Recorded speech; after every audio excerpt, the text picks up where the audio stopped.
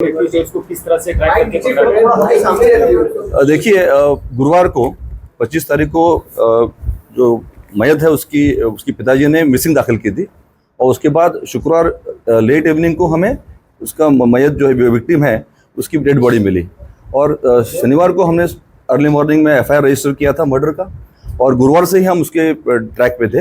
तो जो कुछ हमें इंट्रोगेशन उनके रिलेटिव्स फ्रेंड्स लोकल लाइट जो दे रहे थे और भी टेक्निकल इनपुट से हम जो मिल रहा था उसके आधार पर हमने करीब करीब 8 टीम डीसीपी जोन 2 और डीसीपी क्राइम साहब के और सीपी साहब के अंडर हमने बनाई थी, उनके गाइडेंस में काम कर रहे थे। तो इनपुट्स हम मिलने के बाद हमें जो लगा जो अनुभव से और एनालिसिस से कि ये कर्नाटक में होने की संभावना है, तो उसके तहत हमने 2 टीम बेंगलोर में 2 टीम और जो यादगीर जिला है शाहपुर तालुका वहाँ पे 2 टीम हमारी कार्यरत थी और 3-4 सस्पेक्ट थे इसमें जो आपने बताया अभी मोहसिन वगैरह।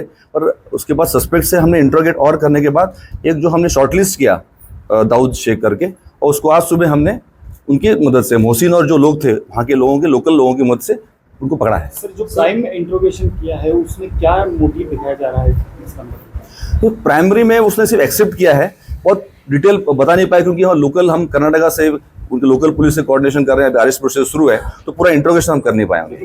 सवाल ये है कि हत्या को किस तरह अंजाम दिया गया, क्योंकि एक सीसीटीवी आया था, उस सीसीटीवी उसको फॉलो करते हुए तो क्या पीड़िता को मृतक को उसने बुलाया था या मृतक जा रही थी फॉलो करके उसने इंटेंसली फोर्सफुली मर्डर किया? इसमें जो मयत है और जो एक्यूज सामने आए हैं दोनों एक दूसरे को पहचानते थे और जो प्रिलिमिनरी इन्वेस्टिगेशन जो हुआ है उसके आधार पर मैं ये कह पाऊँगा कि वो दोनों एक जगह मिलना चाहते थे और उसमें फिर कुछ बातचीत हुई और उसके बाद ये घटना घटी है। सर, आरोपी के ऊपर पोक्सो का केस दर्ज था इसके पहले, क्या वो उसने रिवेंज लिया है? ये इनिशियल जांच में कुछ इस तरह से आया? नहीं, प्राथमिक तपास में ऐसा कुछ दिख नहीं रहा है। सर, लेकिन क्या फर्स्ट टाइम मुलाकात थी सीडीआर में उनके कंटिन्यूअस बातचीत या चैटिंग की बात सामने आ रही है, तो कंटिन्यूअस कांटेक्ट में थे, फ्रेंडशिप थी कोई? क्योंकि पास्ट में इसी परिवार की तरफ से पॉस्को का एफआईआर दर्ज कराया गया।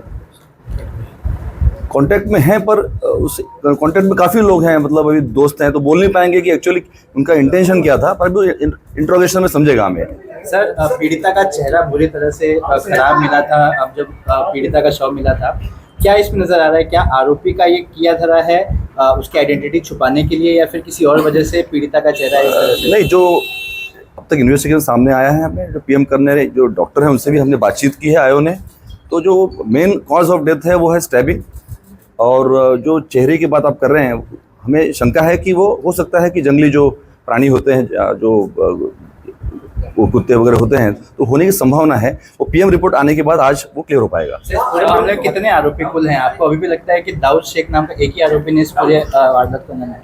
लेकिन सस्पेक्ट तो हमारे पास 2-3 थे, मोहसिन वगैरह लग रहे थे हमें, पर जब वहाँ जाके हमने टीम ने इंट्रोगेट किया इन्वेस्टिगेट किया तो लोकल जो सस्पेक्ट थे उन्होंने हमें बाद में जो आरोपी पकड़ा है उसको पकड़ने में मदद की है। तो अभी तक जो लगा है कि एक ही आरोपी इसमें है। पोस्टमार्टम रिपोर्ट में क्या चीज बताई गई है, क्योंकि जो स्टैबिंग हुई है पीठ पर या पेट पर, उसके अलावा भी कहीं बॉडी पर कोई इंजरी के निशान कहीं और चोट के निशान मालूम पड़े? देखो, पीएम रिपोर्ट तो आज प्राप्त होना है।